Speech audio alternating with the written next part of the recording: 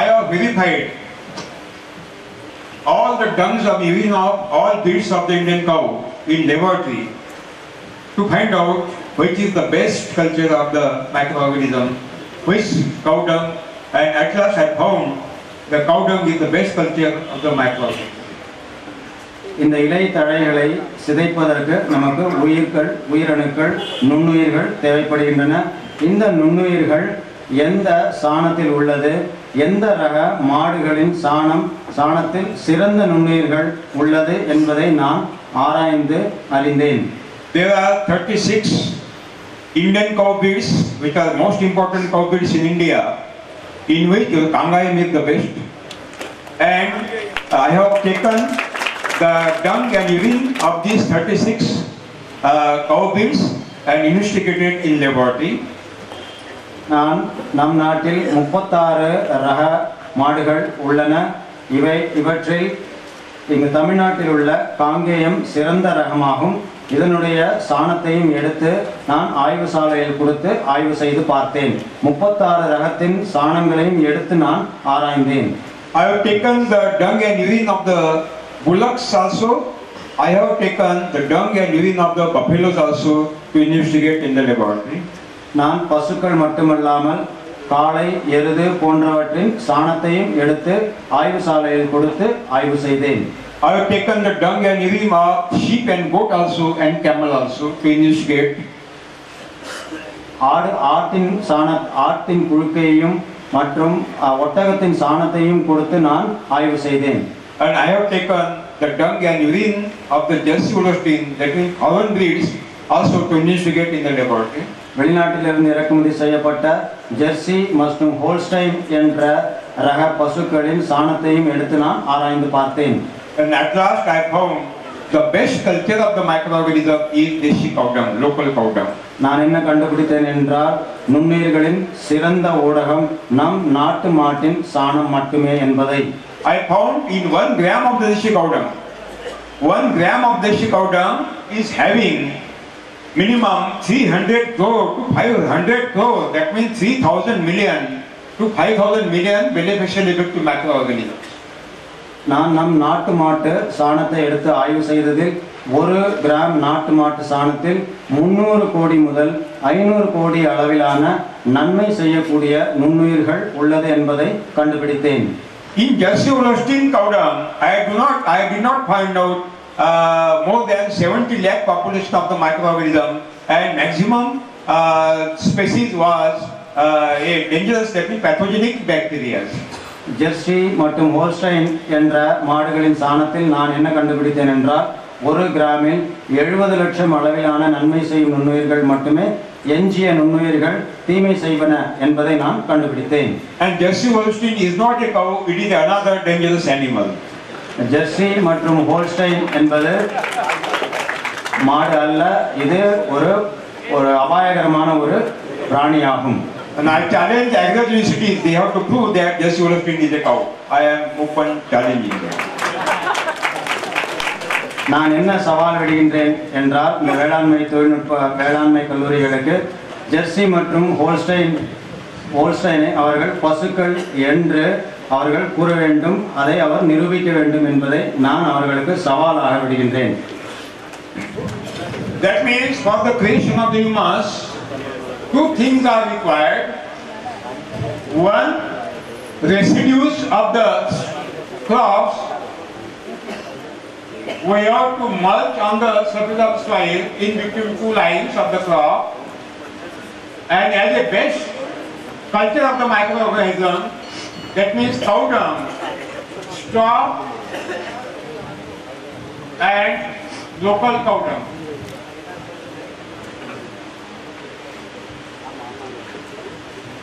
These 2 things are required for the humus creation. மண்ணின் வளமான மக்கை உருவாக்குவதற்கு நமக்கு என்ன தேவை என்றால் அறுவடைக்கு பின்பு எஞ்சிய இலை, தழை, செத்தைகள், குப்பைகள், குளங்கள் போன்றவற்றை பயிர் வரிசைகளுக்கு இடையே மண்ணில் இட்டு மூடாக்காக இட வேண்டும். அந்த மூடாக்கின் மேலே சிறந்த நுண்ணுயிர்களின் நன்மை செய்யும் நுண்ணுயிர்களின் ஊடகமான நம் நாட்டு மாட்டின் பசுஞ்சாணத்தை அதில் இட வேண்டும். இவ்வாறு இடுவதன் மூலம் அது சிதைந்து மக்கு உருவாகும்.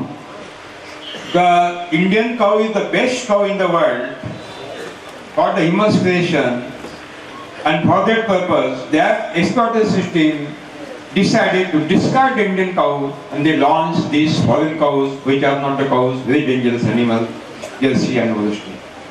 மண்ணின் பலத்தை உருவாக்குவதற்கு நம்முடைய நாட்டு மாட்டின் சாணமே சிறந்ததாகும் என்பதை இந்த சுரண்டல்வாதிகள், மேற்கத்தியவர்கள், அந்நியர்கள் உணர்ந்து கொண்டார்கள். உணர்ந்த பின்பே அவர்கள் ஜெர்சி மற்றும் ஹோல்ஸ்டைன் என்ற இனத்தை நம் நாட்டில் புகுத்தினர். எதற்கென்றால் மண்ணின் வளமான மக்கை அழிப்பதற்காகவே அவர்கள் இதை கொண்டு வந்தனர். When you utilize straw as a mulching and local cow dung in the form of Jivamrutam and Ghanajivamrutam,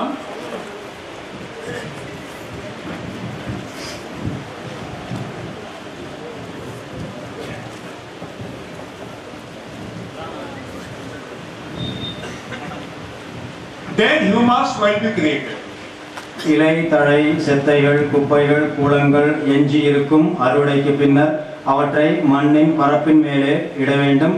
அவ்வாறு இட்ட பின்பு நம் நாட்டு மாட்டின் சாணத்தின் மூலம் ஜீவாமிர்தம் மற்றும் கனஜீவாமிர்தத்தை உருவாக்கி இந்த குப்பை கூளங்களின் மேலே போட்டால் அது மக்கு உருவாகும். When the leaves are fallen down, the branches are fallen down. After maturation of the plant body, entire plant body is fallen down on the subject soil. பயிர்களில், நிலங்களில் இலை தழைகள் கீழே உதிர்கின்றன, கிளைகள் கீழே உதிர்கின்றன. அந்த தாவரம் அல்லது பயிரின் காலம் முடிந்துவிட்டால் அந்த பயிர்கள் முழுவதுமாக நிலத்திலே சாய்ந்து விடுகின்றன. And when you utilize Jivamrutam, Ghanajivamrutam, in rainy season, this straw is started to decompose. இவ்வாறு விழுந்த இலை, தழை, கிளைகள், தாவரங்கள் போன்றவற்றின் மேலே ஜீவாமிர்தம் அல்லது கனஜீவாமிர்தத்தை இடும் பொழுது அவை மக்குகின்றன. And humus is created near the root zone.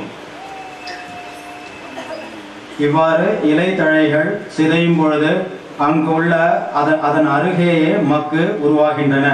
அந்த வேர்களுக்கு அருகிலேயே மக்கு உருவாகின்றன. Humus is the food stock of the roots. Humus is the food stock of the roots. மண்ணின் வளமான மக்கு இந்த தாவரங்களுக்கும் பயிர்களுக்கும் ஒரு உணவு கிடங்கு போல செயல்படுகின்றது. What are the nutrients are required for the growth and development of the plant body are supplied by the humus. இந்த தாவரத்தின் வளர்ச்சிக்கு தேவையான பேரூட்டங்கள், நுண்ணூட்டங்கள் அனைத்தையும் இந்த மண்ணின் வளமான மக்கே கொடுக்கின்றது.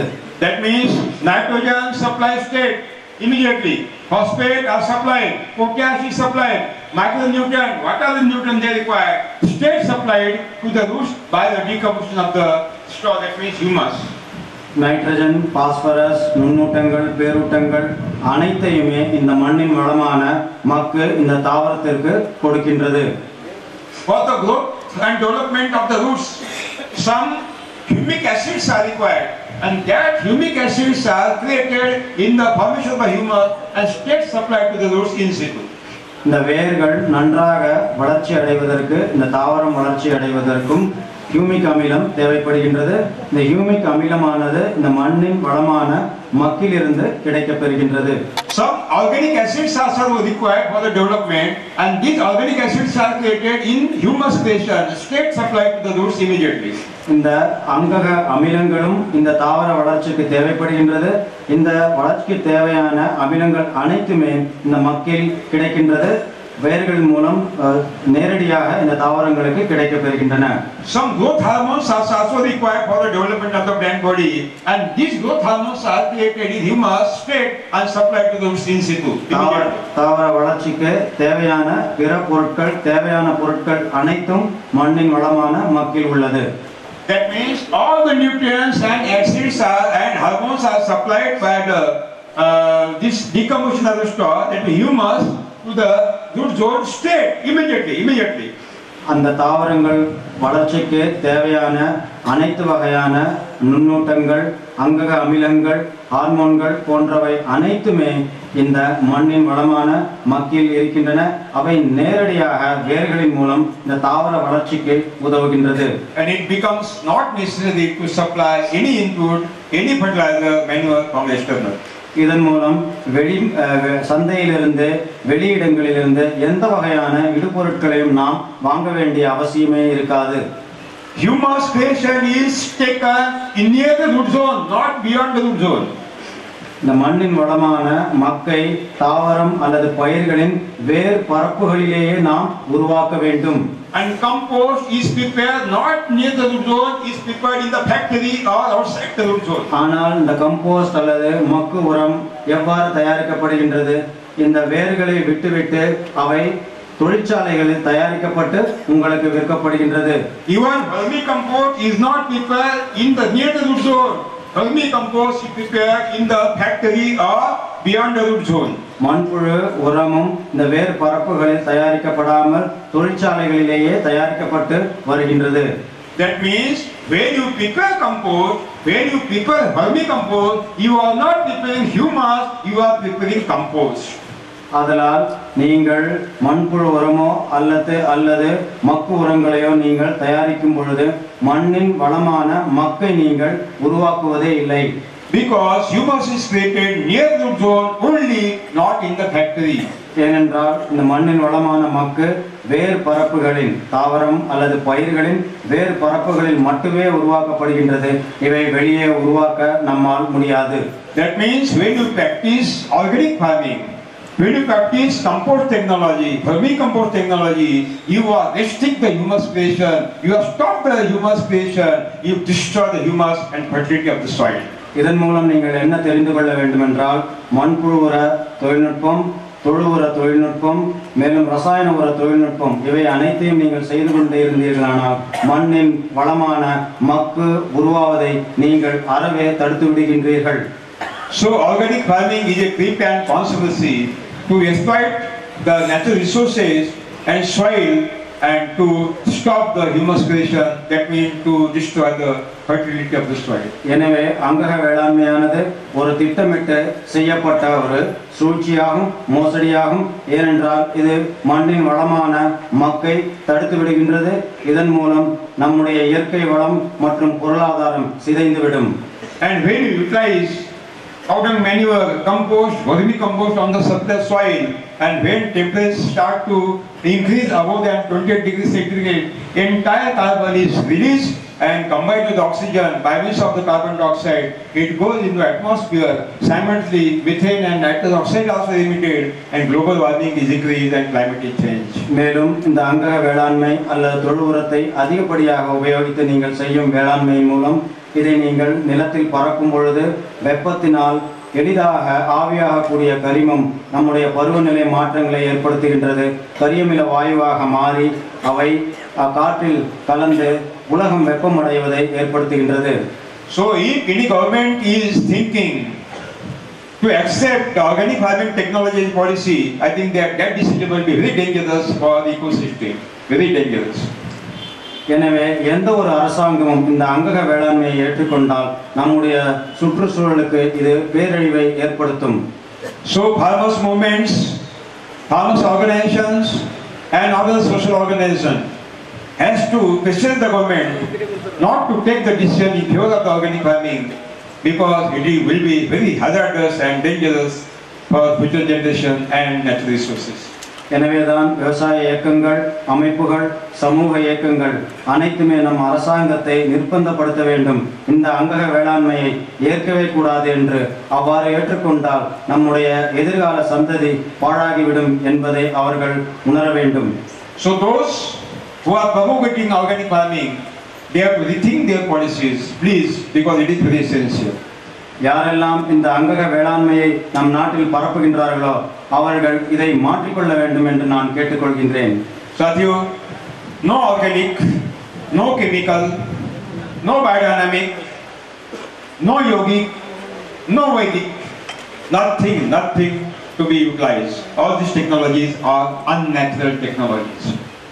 எனவே நண்பர்களே, நான் என்ன கூறுகின்றேன் என்றால், மண்புழு உர தொழில்நுட்பம், கொம்பு சாண தொழில்நுட்பம், ரசாயன தொழில்நுட்பம், யோகி தொழில்நுட்பம், வைதிக் தொழில்நுட்பம் என்ற இந்த அனைத்துமே நல்ல தொழில்நுட்பம் அல்ல. இது அபாயகரமானதாகும்.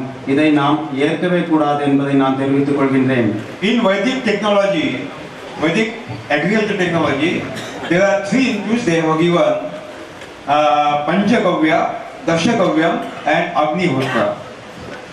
இந்த வைதிக் தொழில்நுட்பத்தில் 3 இடுபொருட்கள் உபயோகப்படுத்தப்படுகின்றன. பஞ்சகவ்யா, தசகவ்யா, அக்னிஹோத்திரம் என்ற இந்த 3 இடுபொருட்கள் அல்லது தொழில்நுட்பம் உள்ளது இந்த வைதிக் விவசாய தொழில்நுட்பத்தில். And I traveled throughout India 25 days in a month. I am always living with the farmers. I am not single any one example that the Panchagavya, Dashagavya and Agnihotra technology has increased the production. No single example is listed in India. நான் இந்தியாவில் மாதத்திற்கு 25 நாட்கள் சுற்றுப்பயணம் செய்கின்றேன். பல விவசாயிகளிடம் நான் கேட்கின்றேன். ஆனால் பஞ்சகவ்யா, தசகவ்யா, அக்னிஹோத்திரம் என்ற இந்த தொழில்நுட்பத்தால் உற்பத்தி பெருகவே இல்லை. எந்த ஒரு விவசாயியும் இதை உபயோகித்து லாபம் அடையவே இல்லை என்பதை நான் தெரிவித்துக் கொள்கின்றேன். Some spiritual organization in India has started now yogic farming, yogic kheti. They claim that only don't utilize any fertilizer, any manure. Only you take the mantra patana and yoga sadhana, automatically the crop will be increased. சில அமைப்புகள் இப்பொழுது என்ன சொல்கின்றன என்றால், எந்த உரங்களும் தேவையில்லை, நீங்கள் சில மந்திரங்களை சொன்னால் போதும், தாவரம் வளர்ச்சி அடைந்துவிடும், அவர் உற்பத்தி பெருகிவிடும் என்று கூறி வருகின்றனர். I have not seen single example modern farmer in India. I have not seen a single example modern farmer. Modern farmer.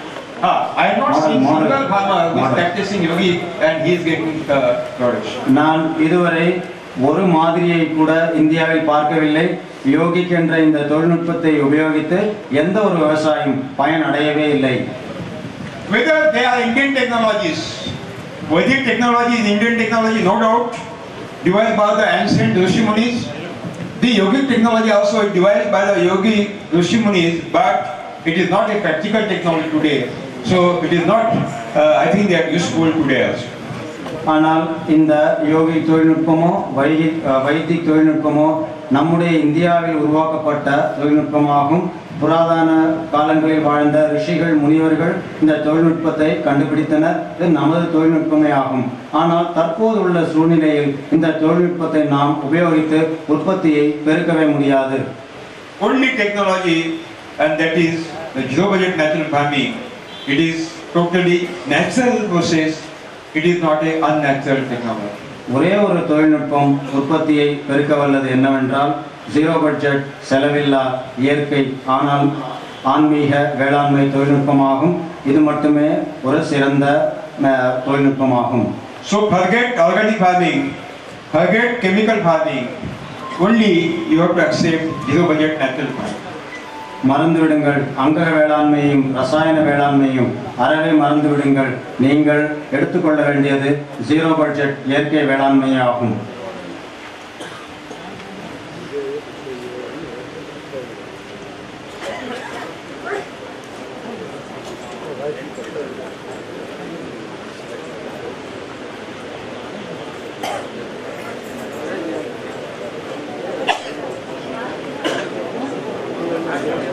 Zero budget spiritual farming.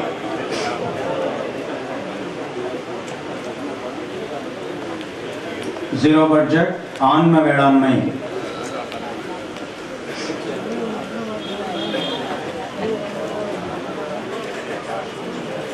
ஆன்மீக வேளாண்மை. Those who are believing in the God, they can utilize zero budget spiritual farming. And those who are not believing in God, they can utilize zero budget natural farming.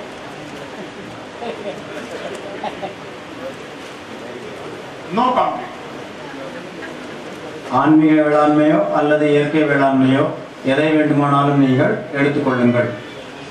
जो आस्तिक है उन्होंने zero budget spiritual farming आध्यात्मिक खेती का शब्द का उपयोग करना है. जो नास्तिक है उन्होंने जीरो बजट प्राकृतिक खेती का उपयोग करना है. तमिलनाडु में नास्तिक है या नहीं है? है, यहाँ बैठे हैं। बहुत बढ़िया, बहुत बढ़िया। கடவுள் நம்பிக்கை இல்லாத நாத்திகர்கள் ஜீரோ பட்ஜெட் இயற்கை வேளாண்மையை எடுத்துக்கொள்ளுங்கள். கடவுளின் மேல் நம்பிக்கை உள்ளவர்கள் ஜீரோ பட்ஜெட் இயற்கை ஆன்மீக வேளாண்மை என்று எடுத்துக்கொள்ளுங்கள். There are two, I think that two things are existed in this definition. One is zero budget and second one spiritual farming. இரண்டு வார்த்தைகள் இங்கு உள்ளன. ஒன்று வந்து ஜீரோ பட்ஜெட் ஆகும், இன்னொன்று ஆன்மீக வேளாண்மை ஆகும். Write down the definition of the zero budget. Zero budget என்றால் என்ன என்பதை எழுதிக் கொள்ளுங்கள். Everybody has the notebooks? Yes. You have a pen? Yes. You have a hands? Yes. Write down definition of the zero budget. Zero budget என்றால் என்ன என்பதை எழுதிக் கொள்ளுங்கள்.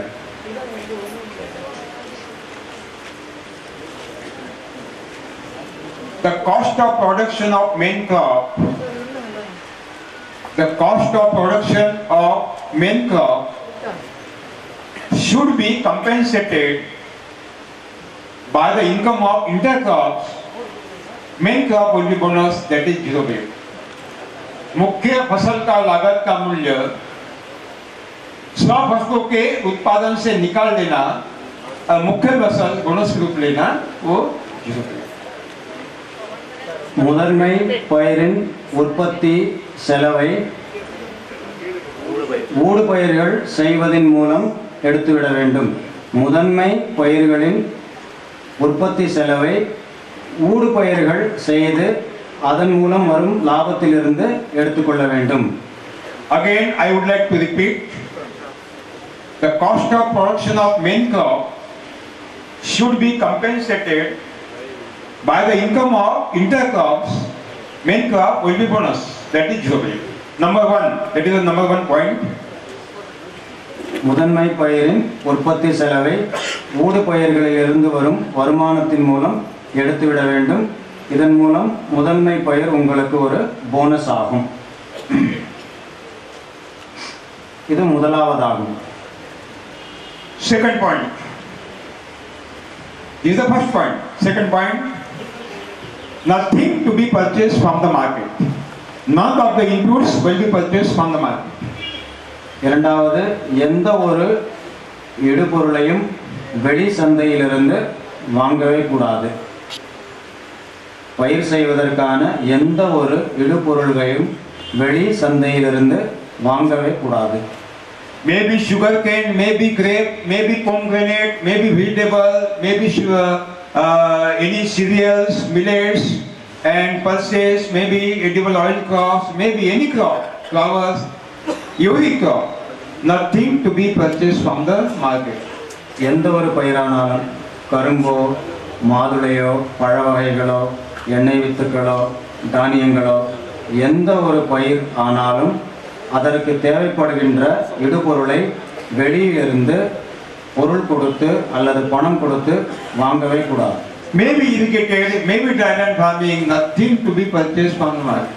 மானாவாரி பயிரோ அல்லது பாசன வசதி உள்ள பயிரோ எந்த ஒரு பயிருக்கும் நீங்கள் வெளியிலிருந்து பணம் கொடுத்து இடுபொருளை வாங்கவே கூடாது. That means no FYM, that means cow dung manure, toduram, no purchasing, no chemical fertilizer, no compost, no vermicompost, no micronutrients, no chemical insecticide and fungicide, no tractor, nothing, no seed also, no genetically modified seed, no hybrid seed, nothing to be purchased from the market.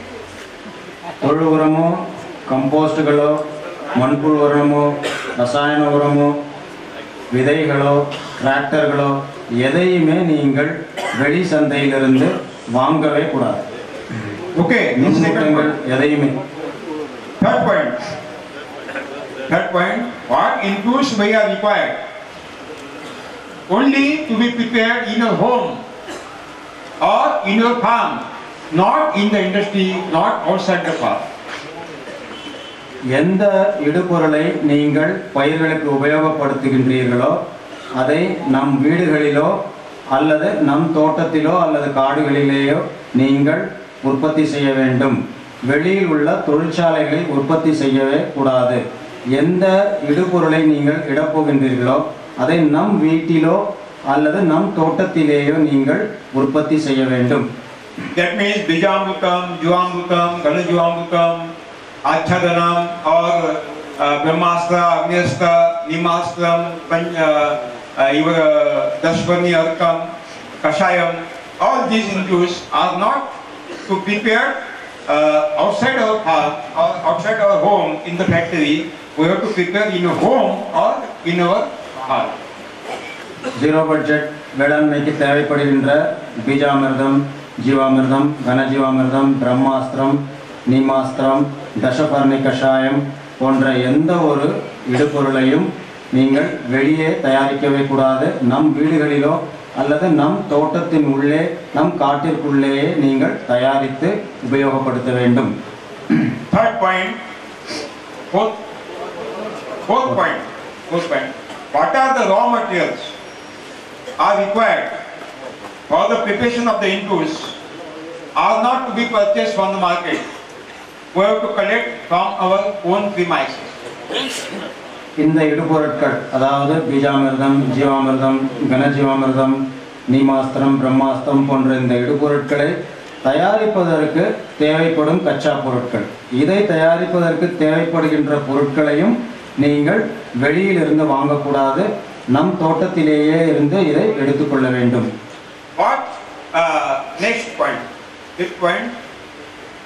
What inputs we are preparing, those inputs should be eco-friendly, not hazardous for ecosystem or natural resources. जो भी हम संसाधन घर में तैयार करेंगे वो हमारे जो प्राकृतिक संसाधन है उसको नुकसान करने वाले नहीं होने चाहिए, उनका संरक्षण करने वाले चाहिए. எந்த ஒரு இடுபொருட்களை நீங்கள் உபயோகப்படுத்துகின்றீர்களோ அந்த இடுபொருட்கள் நம் சுற்றுச்சூழலை பாதிக்கவே கூடாது. Suppose your cow dung manure, compost, vermicompost, it can be prepared in the home, no doubt, but are hazardous to the ecosystem because global warming is increased. So it is also very essential to find out which inputs are eco-friendly, which are not eco-friendly. உதாரணத்திற்கு தொழு உரமோ அல்லது மண்புழு உரமோ நாம் முன்பே பார்த்தோம். இது உலகத்தை வெப்பமயமாக்கின்றது, வெப்பத்தை அதிகரிக்கின்றது. எனவே இந்த இடுபொருளை நாம் ஜீரோ பட்ஜெட் இயற்கை வேளாண்மைக்கு உபயோகப்படுத்தவே கூடாது. This is called zero budget, है ना? Are you understanding? புரிஞ்சுதாங்க? आपको समझ में आ रहा है? आपनाला समझून येता है? Okay. Now definition of the spiritual farming. आध्यात्मिक खेती की परिभाषा. ஆன்மீக வேளாண்மை என்றால் என்ன? आध्यात्मिक खेती की परिभाषा. இதுவரை ஜீரோ பட்ஜெட் வேளாண்மை என்றால் என்ன என்பதை பார்த்தோம். இப்பொழுது ஆன்மீக வேளாண்மை என்றால் என்ன? What is called in Tamil? आध्यात्मिक. ஆன்மீக வேளாண்மை. ஆன்மீகம். That on. What are the nutrients are required? What are the nutrients are required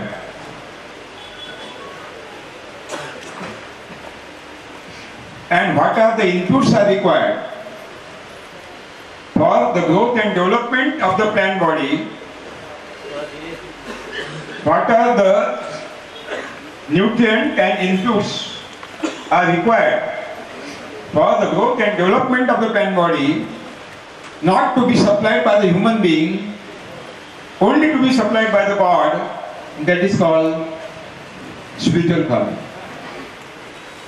நம் பயிர் வளர்ச்சிக்கு தேவையான ஊட்டங்கள் மற்றும் இடுபொருட்கள் எவையெல்லாம் தேவைப்படுகின்றதோ அதை நாம் மனிதர்களிடமிருந்து எடுத்துக்கொள்ளக்கூடாது, கடவுளிடம் இருந்து மட்டுமே எடுத்துக்கொள்ள வேண்டும். பயிர் வளர்ச்சிக்கு தேவையான இடுபொருட்கள், ஊட்டங்கள் அனைத்தையும் கடவுளிடம் இருந்தே எடுத்துக்கொள்ள வேண்டும், மனிதனிடம் இருந்து எடுத்துக்கொள்ளக்கூடாது.